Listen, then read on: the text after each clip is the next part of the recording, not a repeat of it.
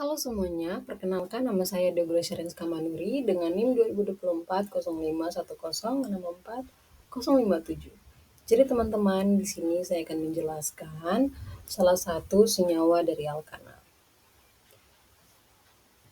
Yang akan saya jelaskan yaitu aldehid. Apa sih itu aldehid? Apa senyawa turunan aldehid beserta apa perbedaan senyawa aldehid dengan yang lain? Jadi teman-teman, senyawa turunan aldehid adalah senyawa turunan alkanal atau aldehid yang rumus umumnya adalah CnH2nO dan rumus strukturnya CrOH dan gugus fungsinya COH. Nah, teman-teman, berikut ini adalah contoh-contoh rumus aldehid beserta rumus strukturnya. Yang pertama ada metanal, etanal, dan propanal.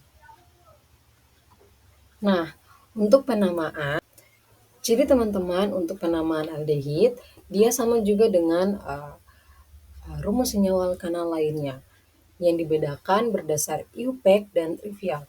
Di sini saya akan menjelaskan berdasarkan IUPAC dan tahapan-tahapannya. Yang pertama ada menentukan rantai induk, yaitu rantai karbon terpanjang yang mengandung gugus fungsi COH. Yang kedua, nama rantai induk diturunkan dari nama rantai induk alkana dengan mengganti akhiran A menjadi al. Yang ketiga, penomoran rantai induk dimulai dari atom karbon pada gugus fungsi COH. Yang keempat, penamaan cabang alkil. Dan yang kelima, penamaan senyawa dilakukan dengan urutan seperti yang tertera di bawah ini, nomor atom karbon yang mengikat cabang alkil, nama cabang alkil, dan nama rantai induk. Nah, teman-teman, di sini dari masing-masing tahapan IUPAC, saya akan menjelaskan contoh beserta penjelasan dari tahapan berikut. Nah, selanjutnya teman-teman, jadi teman-teman, pada tabel berikut ini saya akan menjelaskan dari nama rantai induk alkanal yang pertama, atau aldehid. Jadi teman-teman, jika rantai karbonnya cuma satu, kita bisa menamainya dengan metanal. Jika rantai karbonnya dua, kita bisa menamainya dengan etanal. Rantai karbonnya 3, propanal, begitu juga dengan seterusnya. Berikut pada tabel di samping dengan nama gugus alkil, kita dapat menamainya sama seperti senyawa lainnya. Yang pertama ada CH3, kita bisa namainya dengan metil, C2H5, etil, C7H7 propil, begitu dengan seterusnya. Dan untuk perlu kita ketahui, jika cabangnya lebih dari satu, kita bisa menamainya dengan awalan di, dan kalau cabangnya lebih dari 2, kita bisa menamainya dengan tri, begitu juga dengan seterusnya. Oke teman-teman, berikutnya yaitu tentang rumus struktur dari aldehid. Jadi teman-teman bisa kita lihat pada struktur berikut adalah struktur butanal. Dengan penjelasan di sini, kalian bisa lihat ada 4 rumus struktur rantai karbon dan kita bisa lihat dia terdapat cabang yaitu CH3. Jadi kita bisa menamainya dengan 3 metil butanal. Berikutnya adalah contoh senyawa aldehid dengan rumus struktur berikut ini. Rantai induknya adalah rantai karbon terpanjang yang mengandung gugus fungsi COH, sehingga senyawa ini, maka rantai induknya yaitu dari ujung sebelah kiri ke bawah seperti yang tertera pada tabel berikut ini, yang terdiri dari 7 rantai karbon, sehingga bisa dinamai rantai induknya adalah heptanal dengan nama cabang metil pada C2 dan C5 adalah dimetil dan etil C3 ditulis terlebih dahulu. Hingga struktur berikut ini bisa dinamai dengan 3 etil, 2,5 dimetil heptanal. Nah, sekarang kita lanjut.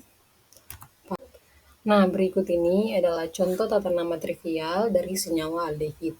Yang pertama ada formaldehida yang terdiri dari 1 karbon, dan berikutnya senyawa aldehid yang terdiri dari 2 rantai atom karbon yang bisa kita namai yaitu asetaldehida. Dan yang ketiga yang terdiri dari 3 rantai karbon yaitu propionaldehida, dan yang terakhir ada butyraldehida yang terdiri dari 4 rantai karbon. Nah, teman-teman, berikutnya teman-teman di sini saya akan menjelaskan tentang isomer aldehid. Isomer aldehid terbagi menjadi dua, ada isomer struktur dan isomer fungsi. Yang pertama yang akan saya jelaskan yaitu tentang isomer struktur.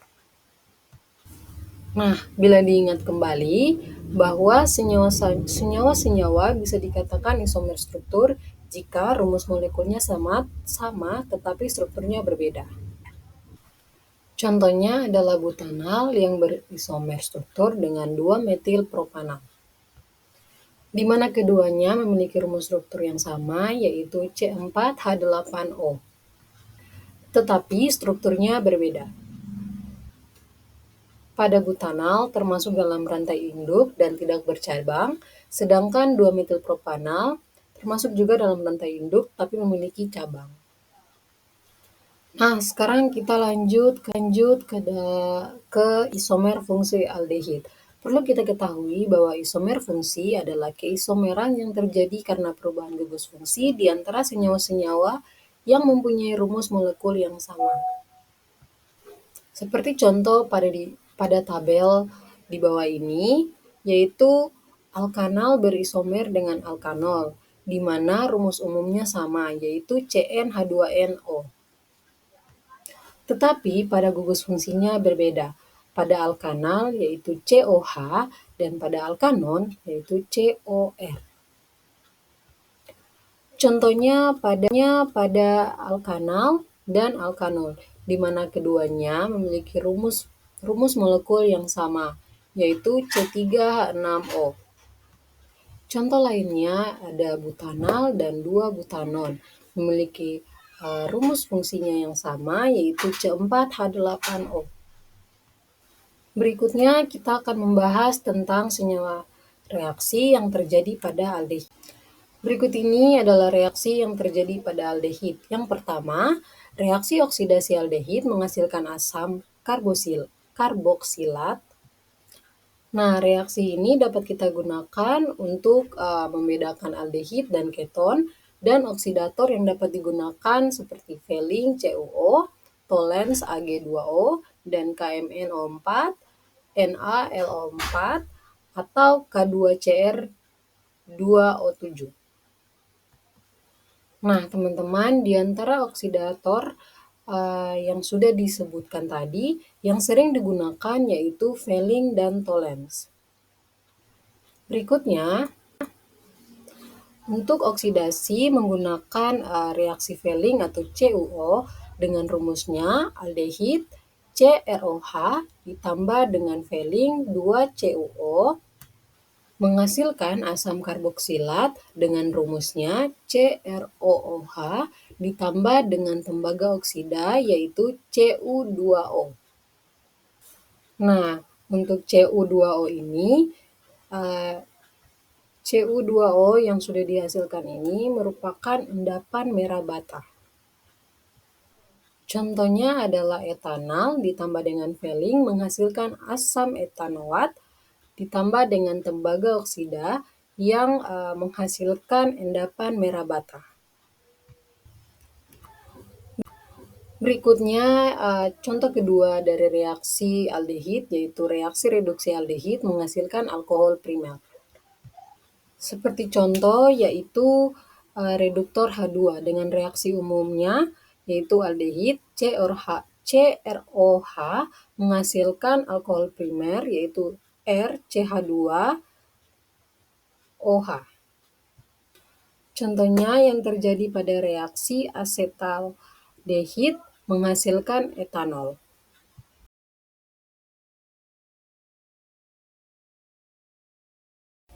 Berikutnya yang akan saya jelaskan yaitu tentang reaksi pemecahan glikol menghasilkan formaldehida. Seperti yang tertera di bawah ini yaitu glikol, yaitu polialkohol yang mengandung 2 gugus hidroksil atau OH.